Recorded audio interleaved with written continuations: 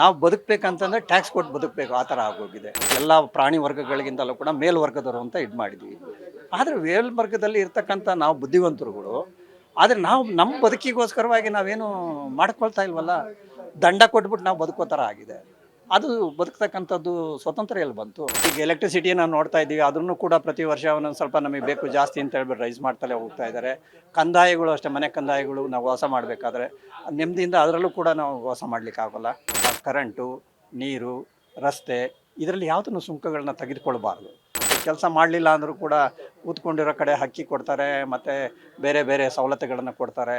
ಆಮೇಲೆ ಈ ರೀತಿ ಎಲ್ಲ ಮಾಡೋದ್ರಿಂದ ಸಾಮಾನ್ಯರೆಲ್ಲರೂ ಕೂಡ ಈಗ ಅದರಲ್ಲಿ ಕೂಡ ಸೋಂಬೇರಿಗಳಾಗಿ ಕೆಲವರು ಯುವಕರು ದುಡಿತಕ್ಕಂಥ ಶಕ್ತಿ ಇರೋರು ಕೂಡ ಅವರು ಕೂಡ ಸೋಂಬೇರಿಗಳಾಗ್ತಾ ಇದ್ದಾರೆ. ಸರ್, ನೀರಿನ ದರ ಹೆಚ್ಚಿಗೆ ಮಾಡೋದಕ್ಕೆ ಸಿದ್ಧತೆ ಇವಾಗ ನಡೀತಾ ಇದೆ. ಸೊ ಇದ್ರ ಬಗ್ಗೆ ನೀವೇನು ಹೇಳ್ತೀರಾ ಅಂತ? ಖಂಡಿತ ಅದು ಮಾಡಬಾರ್ದು ಅಂತ ಹೇಳಿ ನನ್ನ ಅಭಿಪ್ರಾಯ. ಕಾರಣ ಇಷ್ಟೇ, ಸಾಮಾನ್ಯವಾಗಿ ಈಗ ನಮಗೆ ನೀರನ್ನ ತೆಗೆದುಕೊಳ್ಬೇಕಾದ್ರೆ ಅಥವಾ ನಮ್ಮ ಬೆಂಗಳೂರಿಗೆ ನೀರನ್ನ ಒದಗಿಸ್ಬೇಕಾದ್ರೆ ನೂರಾರು ವರ್ಷ ಆಗಿದೆ. ಇಲ್ಲಿಗೆ ಅಣೆಕಟ್ಟು ಕಟ್ಟಿ ಮತ್ತು ಅಲ್ಲಿಂದ ಇಲ್ಲಿಗೆ ತರಬೇಕಾದ್ರೆ ಅವೆಲ್ಲ ಒಂದು ಟೈಮು ಇನ್ವೆಸ್ಟ್ಮೆಂಟ್ ಮಾಡುವಂಥ ಒಂದು ಪ್ರಾಜೆಕ್ಟ್ಗಳು. ಆ ಪ್ರಾಜೆಕ್ಟ್ಗಳು ಆಗಿ ಭಾಳ ದಿನ ಆಗಿದೆ. ಮತ್ತು ನಮ್ಮಲ್ಲಿ ಕೂಡ ಸುಂಕಗಳನ್ನು ಮತ್ತು ಏನು ಟ್ಯಾಕ್ಸಸ್ನ ಕಲೆಕ್ಟ್ ಮಾಡ್ತಾ ಇರೋದು ಅವಾಗಲಿಂದ ಇಲ್ಲಿವರೆಗೂ ಮಾಡ್ತಲೇ ಇದ್ದಾರೆ. ಅದ್ರ ಜೊತೆಯಲ್ಲಿ ಈ ಟ್ಯಾಕ್ಸು ಮತ್ತು ಇದನ್ನೆಲ್ಲನೂ ಕೂಡ ದೇಶದ ಏನು ರೆವಿನ್ಯೂ ಅಂತ ಕರಿತೀವಿ, ಆ ರೆವಿನ್ಯೂಗಳೆಲ್ಲ ಬರ್ತಾ ಇರ್ತದೆ. ಈಗ ಜನಸಾಮಾನ್ಯರಿಗೆ ಒಳ್ಳೇದು ಮಾಡಬೇಕು, ಉಚಿತವಾಗಿ ಮಾಡಬೇಕು ಅನ್ನೋಂಥ ಇದನ್ನೆಲ್ಲ ಹೋಗೋದು ಇದರಲ್ಲಿ ಇರುವಾಗ ಇಂಥವೆಲ್ಲ ಉಚಿತವಾಗಿ ಕೊಡ್ಬೋದಲ್ಲ ಎಲ್ಲರಿಗೂ. ಸಾಮಾನ್ಯವಾಗಿ ಜನಸಾಮಾನ್ಯರಿಗೆ ಕೊಟ್ಟರೆ ಅವರ ಅಭಿವೃದ್ಧಿನೂ ಆಗುತ್ತೆ, ಮತ್ತು ದೇಶದ ಒಂದು ಅಭಿವೃದ್ಧಿಗೂ ಕೂಡ ಅದು ಪೂರಕವಾಗುತ್ತೆ. ಮತ್ತು ಅಷ್ಟೇ ಅಲ್ಲ, ಈಗ ಒಂದು ಸತಿ ಇನ್ವೆಸ್ಟ್ ಮಾಡೋ ಅಂಥ ಏನು ಈ ಥರ ಒಂದು ಪ್ರಾಜೆಕ್ಟ್ಗಳಿದ್ದಾವೆ, ರಸ್ತೆಗಳಾಗಲಿ ಅಥವಾ ನೀರಿನ ವ್ಯವಸ್ಥೆಗಳಾಗಲಿ ಅಥವಾ ಎಲೆಕ್ಟ್ರಿಸಿಟಿ ಆಗಲಿ ಅಥವಾ ಈ ಥರ ಯಾರು ನಮಗೆ ಬೇಸಿಕ್ ನೀಡ್ಸ್ ಅಂತ ಏನು ಕರಿತೀವಿ, ಮನೆಗಳಾಗಲಿ, ಇವನ್ನೆಲ್ಲನೂ ಕೂಡ ಒನ್ ಟೈಮ್ ಮಾಡೋ ಅಂಥ ಪ್ರಾಜೆಕ್ಟು. ಅದನ್ನು ನಮಗೆ ಕೊಡ್ತಕ್ಕಂಥ ನಮ್ಮಿಂದ ಅವರು ಸುಂಕಗಳನ್ನು ಕಲೆಕ್ಟ್ ಮಾಡ್ತಕ್ಕಂಥದ್ದು. ಅದು ಅಂದರೆ ದೇಶದ ಅಭಿವೃದ್ಧಿ ಅಂತ ಅಂದ್ಕೊಂಡಾಗ ಎಲ್ಲ ರೀತಿಯೂ ಕೂಡ ಅಭಿವೃದ್ಧಿ ಆಗಿರುತ್ತೆ. ಅವ್ರ ಪ್ಲ್ಯಾನಿಂಗ್ ಇರುತ್ತೆ, ಡೆವಲಪ್ಮೆಂಟ್ ಇರುತ್ತೆ, ಎಲ್ಲ ಇರುತ್ತೆ. ಒಂದು ಸತಿ ಡೆವಲಪ್ಮೆಂಟ್ ಆದಮೇಲೆ ಎಲ್ಲನೂ ಉಚಿತವಾಗಿ ಕೊಡ್ತಕ್ಕಂಥದ್ದು ಅದು ಸಂಪ್ರದಾಯ. ಅದನ್ನು ಮಾಡಿಕೊಂಡಾಗ ದೇಶದ ಅಭಿವೃದ್ಧಿ ಮತ್ತು ಜನಗಳ ಅಭಿವೃದ್ಧಿನೂ ಕೂಡ ಒಳ್ಳೆಯದಾಗುತ್ತೆ, ಅದು ಬೆಳೆಯುತ್ತೆ. ಆದರೆ ಈಗೇನಾಗ್ತದೆ ಅಂತಂದರೆ, ದೇಶದ ಪ್ರಾಜೆಕ್ಟ್ ಆಗಿದೆ, ದೇಶದ ಅಭಿವೃದ್ಧಿ ಆಗಿದೆ ಮತ್ತು ಎಲ್ಲನೂ ಕೂಡ ಇದಾಗಿದ್ದರೂ ಕೂಡ ಇನ್ನೂ ಜನಗಳಿಂದ ಈ ಸುಂಕ ಕಲೆಕ್ಟ್ ಮಾಡ್ತಕ್ಕಂಥದ್ದು, ರೆವಿನ್ಯೂ ಸಂಪಾದನೆ ಮಾಡ್ತಕ್ಕಂಥದ್ದು ಇದು ಸಮಂಜಸ ಅಲ್ಲ ಅಂತ ಕಾಣುತ್ತೆ.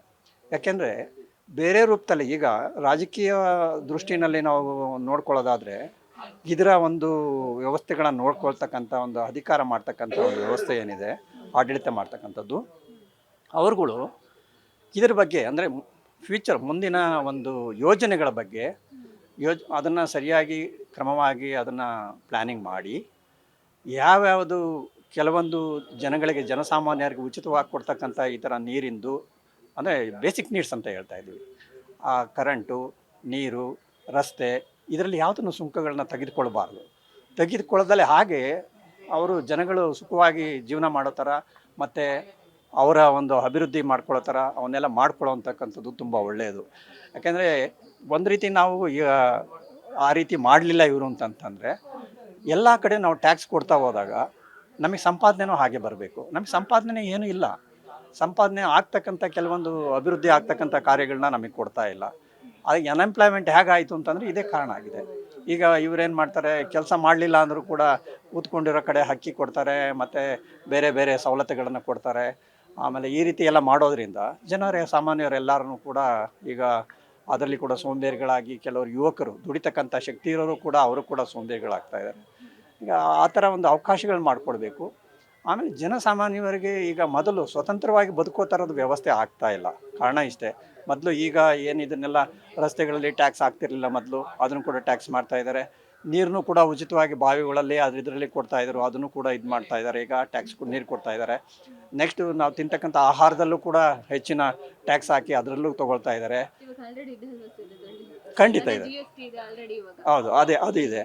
ನಂತರ ಈಗ ಎಲೆಕ್ಟ್ರಿಸಿಟಿ ನಾವು ನೋಡ್ತಾ ಇದ್ದೀವಿ, ಅದನ್ನು ಕೂಡ ಪ್ರತಿ ವರ್ಷ ಒಂದೊಂದು ಸ್ವಲ್ಪ ನಮಗೆ ಬೇಕು ಜಾಸ್ತಿ ಅಂತ ಹೇಳ್ಬಿಟ್ಟು ರೈಸ್ ಮಾಡ್ತಲೇ ಹೋಗ್ತಾ ಇದ್ದಾರೆ. ಕಂದಾಯಗಳು ಅಷ್ಟೇ, ಮನೆ ಕಂದಾಯಗಳು ನಾವು ವಾಸ ಮಾಡಬೇಕಾದ್ರೆ ನೆಮ್ಮದಿಯಿಂದ ಅದರಲ್ಲೂ ಕೂಡ ನಾವು ವಾಸ ಮಾಡಲಿಕ್ಕಾಗಲ್ಲ. ಇವಾಗ ಇದೆಲ್ಲ ಜನಗಳಿಗೆ ಎಷ್ಟು ಹೊರೆ ಆಗ್ತಾ ಇದೆ ಅಂತ ಅನ್ಸುತ್ತೆ ನಿಮ್ಗೆ? ಯಾಕಂದ್ರೆ ಪ್ರತಿನಿತ್ಯ ನಾವು ಬಳಸೋ ಇದಕ್ಕೆಲ್ಲಾನು ಅಂದ್ರೆ ಏರಿಕೆ ಆಗ್ತಾನೆ ಹೋಗ್ತಾನೆ ಇದೆ. ಇದು ನಿಮ್ಗೆ ಇರ್ಬೋದು, ಇವಾಗ ನೀವುನು ಎಲ್ಲದನ್ನು ಬಳಸ್ತೀರಾ, ನಿಮ್ಗೂ ಕೂಡ ಎಷ್ಟು ಹೊರೆ ಆಗ್ತಿರ್ಬೋದು, ಜನಗಳಿಗೆ ಎಷ್ಟು ಹೊರೆ ಆಗ್ತಾ ಇದೆ ಇದು ಅನ್ನೋದು. ಖಂಡಿತ ಖಂಡಿತ. ಅದಕ್ಕೆ ಈಗ ಏನಾಗಿದೆ ಅಂತಂತಂದರೆ, ನಾವು ಬದುಕಬೇಕಂತಂದರೆ ಟ್ಯಾಕ್ಸ್ ಕೊಟ್ಟು ಬದುಕಬೇಕು, ಆ ಥರ ಆಗೋಗಿದೆ. ನಾವು ಸ್ವತಂತ್ರವಾಗಿ ಬದುಕ್ತಕ್ಕಂಥ ಈಗ ಪ್ರಾಣಿ ಪಕ್ಷಿಗಳು ಯಾರನ್ನು ಟ್ಯಾಕ್ಸ್ ಕಟ್ತಾ ಇಲ್ಲ, ಅವು ಕೇಳ್ತಾ ಇಲ್ಲ. ಸ್ವಚ್ಛಂದವಾಗಿ ಪ್ರಕೃತಿನಲ್ಲಿ ಬದುಕ್ತಕ್ಕಂಥ ಒಂದು ವ್ಯವಸ್ಥೆ ಇದೆ, ಮತ್ತು ನೇಚರ್ ಕೊಟ್ಟಿದೆ. ಅದೇ ನೇಚರ್ ಮನುಷ್ಯನಿಗೆ ಕೊಟ್ಟಿಲ್ವೇ? ಈಗ ಮನುಷ್ಯ ಎಲ್ಲ ಪ್ರಾಣಿಗಳಿಗಿಂತಲೂ ಬುದ್ಧಿವಂತ, ಎಲ್ಲ ಮುಂದುವರೆದಿರ್ತಕ್ಕಂಥನು, ವಿಜ್ಞಾನಿ ಅಥವಾ ಇನ್ನೊಂದೇನೇನೋ ನಾವು ಕಂಡಿಡ್ಕೊಂಡು ನಾವು ಎಲ್ಲ ಪ್ರಾಣಿ ವರ್ಗಗಳಿಗಿಂತಲೂ ಕೂಡ ಮೇಲ್ವರ್ಗದವರು ಅಂತ ಇದು ಮಾಡಿದ್ವಿ. ಆದರೆ ಮೇಲ್ವರ್ಗದಲ್ಲಿ ಇರ್ತಕ್ಕಂಥ ನಾವು ಬುದ್ಧಿವಂತರುಗಳು, ಆದರೆ ನಾವು ನಮ್ಮ ಬದುಕಿಗೋಸ್ಕರವಾಗಿ ನಾವೇನು ಮಾಡ್ಕೊಳ್ತಾ ಇಲ್ವಲ್ಲ. ದಂಡ ಕೊಟ್ಬಿಟ್ಟು ನಾವು ಬದುಕೋ ಥರ ಆಗಿದೆ. ಅದು ಬದುಕ್ತಕ್ಕಂಥದ್ದು ಸ್ವತಂತ್ರ ಎಲ್ಲಿ ಬಂತು? ಈಗ ಒಂದು ಪ್ರಾಣಿಗಳು ಬದುಕೋ ಹಾಗೆ ಸ್ವತಂತ್ರವಾಗಿ ಅದೆಲ್ಲೂ ಕೂಡ ಟ್ಯಾಕ್ಸ್ ಕೊಡ್ತಾ ಇಲ್ಲ. ಆದರೆ ಮನುಷ್ಯ ಯಾಕೆ ಕಟ್ಟಬೇಕಾಗಿದೆ? ಸವಲತ್ತುಗಳು ಬೇಕು, ಎಷ್ಟು ಬೇಕೋ ಅಷ್ಟು. ಅದನ್ನು ಬೇರೆ ರೂಪದಲ್ಲಿ ತಗೊಳ್ತಾ ಇದ್ದಾರೆ. ಆ ತಗೊಳ್ಳೋವಂಥದ್ದು ಒಂದು ಸತಿ ಡೆವಲಪ್ ಮಾಡಿದ್ಮೇಲೆ, ಅದಕ್ಕೆ ಅದು ಇನ್ವೆಸ್ಟ್ ಮಾಡಿದ್ಮೇಲೆ ಅದನ್ನು ಉಚಿತವಾಗಿ ಕೊಡೋ ಥರದ್ದು ವ್ಯವಸ್ಥೆ ಆಗಬೇಕು. ಈಗ ನೆಕ್ಸ್ಟ್ ಈ ಥರದ್ದು ಹೋದಾಗ ನೆಕ್ಸ್ಟು ಗಾಳಿ, ಕುಡಿಯೋ ನೀರು ಗಾಳಿಗೂ ಕೂಡ ಟ್ಯಾಕ್ಸ್ ಹಾಕ್ಬೋದೇನೋ. ನೆಕ್ಸ್ಟು ಸೂರ್ಯನ ಬಿಸಿಲಿಗೂ ಕೂಡ ಇವರು ಟ್ಯಾಕ್ಸ್ ಕೇಳ್ಬೋದೇನೋ. ಈ ಥರದ್ದೆಲ್ಲನೂ ಕೂಡ ನಮಗೆ ಸಂಶಯ ಬರ್ತದೆ. ಅದಕ್ಕೆ ಬೇಸಿಕ್ ನೀಡ್ಸ್, ಪ್ರಕೃತಿ ದತ್ತವಾಗಿ ಏನೇನು ನಮಗೆ ಪ್ರಕೃತಿಯಿಂದ ಸಿಗುತ್ತೆ ಅದು ಸಹಜವಾಗಿ ನಮಗೆ ಸಿಗೋ ಥರದ ವ್ಯವಸ್ಥೆ ಆಗಬೇಕು. ಇದಕ್ಕೆ ಯಾರ ಅಡ್ಡಿನೂ ಮತ್ತು ಆತಂಕಗಳು ಇರಬಾರ್ದು. ಇದಕ್ಕೆ ಯಾವುದೇ ಏನು ಟ್ಯಾಕ್ಸಸ್ ಆಗಲಿ ಅಥವಾ ಅವ್ರ ಸುಂಕಗಳನ್ನಾಗಲಿ ಇದನ್ನು ಹಾಕದೇ ಇರೋ ರೀತಿ ಸುಲಭವಾಗಿ ಅವ್ರ ಪ್ರಕೃತಿ ದತ್ತವಾಗಿ ಜೀವನ ನಡೆಸೋದಕ್ಕೆ ಎಲ್ಲರಿಗೂ ಅವಶ್ಯಕತೆ ಇದೆ. ಈ ಪ್ರಕೃತಿ ನಮಗೆ ಒಂದು ಹುಟ್ಟಿ ಇಲ್ಲಿ ಬೆಳೀಲಿಕ್ಕೋಸ್ಕರವಾಗಿ ಅದು ಅವಕಾಶ ಮಾಡಿಕೊಟ್ಟಿದೆ. ಆದರೆ ಇವರು ಬಿಡ್ತಾ ಇಲ್ವ ಎಲ್ಲ ಸರ್ಕಾರಗಳು, ಮತ್ತು ಏನು ಇದು ಮಾಡ್ತಾ ಇದ್ದಾರೆ. ಡೆವಲಪ್ಮೆಂಟ್ ಬೇಕು, ನಮ್ಗೆ ಅವಶ್ಯಕತೆ ಇರೋವಂಥದ್ದು ಮಾಡಲಿ. ಅನಾವಶ್ಯಕವಾಗಿರತಕ್ಕಂಥದ್ದನ್ನೆಲ್ಲನೂ ಕೂಡ ಮಾಡೋಕ್ಕೆ ಹೋದಾಗ ಬೇರೆದಕ್ಕೆ ಉಪಯೋಗ ಅಂದರೆ ಒಂದು ಸತಿ ಜನಗಳಿಗೆ ಬೇಕಾದಾಗ ಅವ್ರಿಗೆ ಉನ್ನತ ಮಟ್ಟವಾಗಿ ಏನೇನು ಬೇಕು ಎಲ್ಲ ಸೌಕರ್ಯಗಳನ್ನು ಬಂದಾಗ ಅವರಲ್ಲೂ ಕೂಡ ತಮ್ಮಲ್ಲಿ ಜ್ಞಾನಗಳು ಅಥವಾ ಏನೀಗ ವಿಜ್ಞಾನಗಳು ಅಥವಾ ತಂತ್ರಜ್ಞಾನಗಳು ಅಂತ ಏನು ಕರಿತೀವಿ ಅದನ್ನು ಜಾಸ್ತಿ ಅವರು ವೃದ್ಧಿಸ್ಕೊಳ್ಳೋದಕ್ಕೆ, ಅವರಲ್ಲಿರ್ತಕ್ಕಂಥ ಒಂದು ಕ್ರಿಯೇಟಿವಿಟಿ ಜಾಸ್ತಿ ಆಗಲಿಕ್ಕೆ ಅವಕಾಶ ಆಗ್ತದೆ. ಈಗ ನಮ್ಮಲ್ಲಿ ಇರ್ತಕ್ಕಂಥ ಕ್ರಿಯೇಟಿವಿಟಿನ ಈಗ ನಾವು ಬೆಳೆಸ್ಕೊಳ್ಳೋಕ್ಕೆ ಸಾಧ್ಯವಾಗ್ದಲೆ ಈ ರೀತಿ ಟ್ಯಾಕ್ಸ್ ಕಟ್ಟಿ ನಮ್ಮಲ್ಲಿ ನಮ್ಮ ಮನಸ್ಸನ್ನು ಮಂಕು ಮಾಡಿಬಿಟ್ರೆ ನಾವಿಲ್ಲಿ ಅಚೀವ್ ಮಾಡೋಕ್ಕಾಗ್ತದೆ. ಹೊಸತನದ ಎಲ್ಲಿ ಕಂಡುಹಿಡಿಯೋಕ್ಕೆ ಬರ್ತದೆ, ಇದಕ್ಕೆ ಬರ್ತದೆ. ಅದಕ್ಕೋಸ್ಕರವಾಗಿ ಏನು ಈ ಥರದ್ದೆಲ್ಲ taxes, not only water, all the taxes. First ಹೇಳಬೇಕು ಅಂತಂದರೆ ಹೆದ್ದಾರಿಗಳಲ್ಲಿ ಸುಂಕ ಇದು ಮಾಡ್ತಾ ಇದ್ದಾರಲ್ಲ, ದಯವಿಟ್ಟು ಅದನ್ನು ಸ್ಟಾಪ್ ಮಾಡಬೇಕು. ಇನ್ನು ನಮ್ಮೂರಿಂದ ಬೇರೆ ಒಂದು ಊರಿಗೆ ಹೋಗ್ಬೇಕಂತಂದ್ರೆ ನಾವು ಸುಂಕ ಕೊಟ್ಟು ನಡೆದಾಡಬೇಕು ಅಂತಂದರೆ ಅದೇ ಪಕ್ಷಿಗಳು ಪ್ರಾಣಿಗಳು ಯಾರ್ದಾರು ಸುಂಕ ಕೊಡ್ತಾವ? ನಾವು ಮಾತ್ರ ಸುಂಕ ಕೊಡಬೇಕು. ಅಂದರೆ ರಸ್ತೆಯಲ್ಲಿ ಹೋಗಲಿಕ್ಕೆ ಇರ್ಬೋದು, ಇಲ್ಲ ಅಂತ ಹೇಳೋದಿಲ್ಲ. ಅದು ರಸ್ತೆ ಮಾಡ್ತಕ್ಕಂಥದ್ದು ಅದು ಮೂಲಭೂತ ನಮಗೆ ಬೇಕಾಗಿರತಕ್ಕಂಥ ಅವಶ್ಯಕತೆ ಇರತಕ್ಕಂಥದ್ದು. ಅದಕ್ಕೆ ಮಾಡಿಕೊಡ್ಲಿ, ಅದಕ್ಕೆ ಒನ್ ಟೈಮ್ ಮಾಡೋವಂಥದ್ದು.